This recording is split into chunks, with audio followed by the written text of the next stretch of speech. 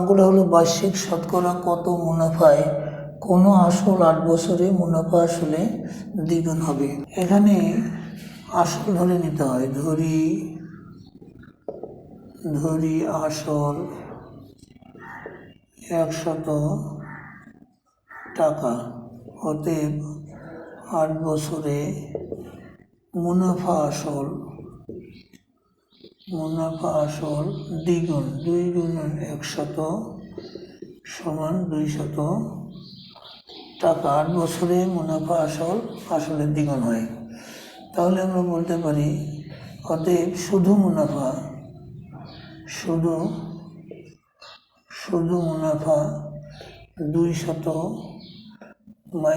- 100 সমান 100 টাকা।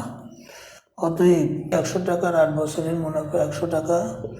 অতএব 100 টাকার 1 বছরের মুনাফা, এটা বের করতে বলা হয় 1 বছরের মুনাফা, তাহলে 8 দিয়ে ভাগ হবে। এটাকে আমরা কাটতে পারি 4 দুগুণে 8 আর 4 পঁচিশে 100, 25 ভাগ 2 সমান 12.5 টাকা।